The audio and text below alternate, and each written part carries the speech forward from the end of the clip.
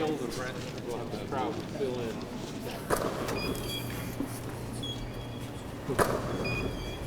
Okay, great. Let's wrap in. All right, thank you, Jess. You can mask up and step down. We'll take your camera from you over here. So Penn Station's half century is 9 images from the history of Penn Station, which was built around 1910, torn down in 1963, from 1914 to 1947. These 9 scenes are going to be created and made into 4 murals at the new Moynihan Train Hall. There's a general tendency of my work where I try to look at transitional moments in history where something crucial happens in terms of the development of the society. Usually some kind of rupture is my interest. And the Penn Station kind of represents this transition from different kinds of transportation, from train transportation to air transportation, which kind of ruined its purpose to a large degree in the 1950s. But also it became a de facto social space, which when it appears, does one thing.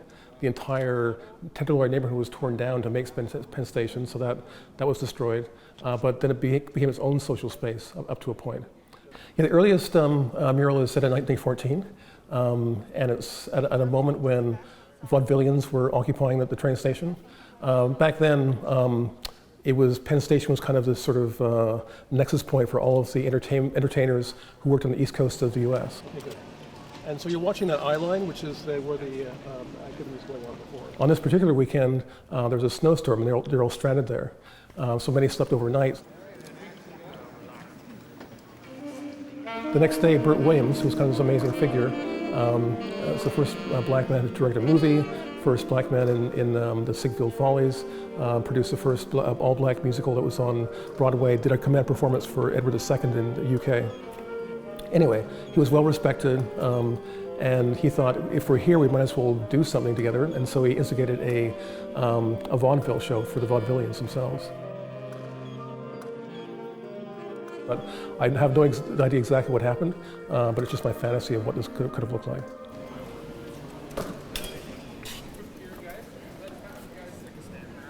The next mural, set in 1924 and 1934 respectively, are scenes of the arrival of Celia Cooney and Angela Herndon at the station. Celia Cooney was a kind of petty thief who was kind of notorious around that time. Eventually they did catch her in Florida, and when she was brought back to New York City through Penn Station, a crowd of 6,000 people were there to greet her, because she was just this sort of Bonnie and Clyde outlaw figure that people wanted to see. The next scene is the scene of when Angela Herndon arrived in Penn Station. He was a labor organizer trying to organize unemployed people in the South, in Georgia, and charged with insurrection because they found communist literature in his apartment or his hotel room. But there was a campaign to release him, and they had set a bail of $10,000, which is kind of an impossible sum of money at that point. But they were able to raise it through contributions as low as 25 cents from people who weren't supporting what he was doing. So the scene we see in the images when 5,000 people were there, many of whom were communists, were there to greet Angelo when he arrived out on bail for the first time. So you're looking at him and you're applauding him. Next row, you're starting. Yeah, I mean, I began the kind of work I do because I'm in Vancouver in BC, where the film industry is quite quite solid. There's a lot of a variety of technicians who are very, very skilled, equipment rentals and that kind of thing. So it seems to be the right place to work. We photographed in a place called the Agrodome, which is at the Pacific National Exhibition. It's a place where they have large events like hockey games. There's a hockey rink that's there very often, as well as agricultural shows. Basically, Penn Station is so gigantic that even this hockey rink could not contain what would take place there. So we had a grid, a 2-meter space grid on the floor that was taped out and lettered and numbered in a coordinate system. And then we had different angles of view for different shots. There was one series that was 55 degrees.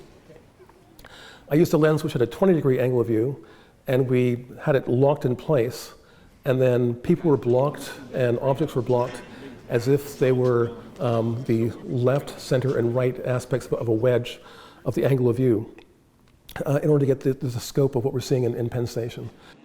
The COVID moment made it a very difficult, challenging shoot to do. And of course, doing crowd scenes is quite challenging, where we have like people packed together in the same area, et cetera, all the way down. So it slowed things down considerably.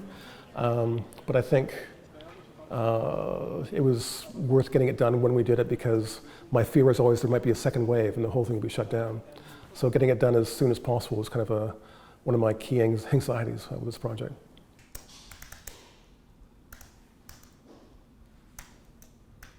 Here's an image of the first mural, the murals of the vaudevillians sleeping.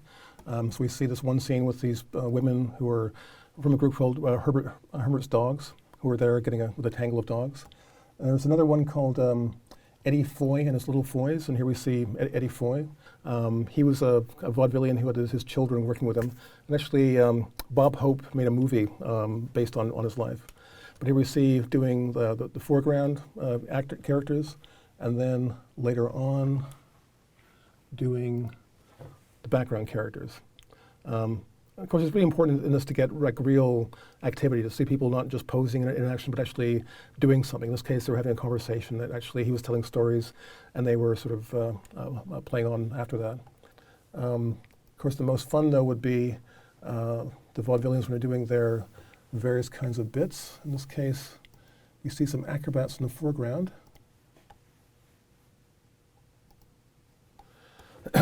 Tossing this woman up to what's called a four-man high. For safety reasons, we have this sort of apparatus to get her up there. She's on top of this tower to get a sense of what the island is going to be. So we use different elements. These elements here for one part, cropped much like this. And then for the next bit, we'll get the various people together who are stacked like that. Just cropping I like performance better of the people down below. Have the real one from the previous take there. And then, of course, the various people around there, like these two guys, who are two comedians who are watching the whole scene. So it's all done in pieces and kind of reassembled later on. So really, it is much like montage and filmmaking, where the fantasy of how things relate together in terms of cuts happens spatially in a photographic work like this. All right, and action, guys.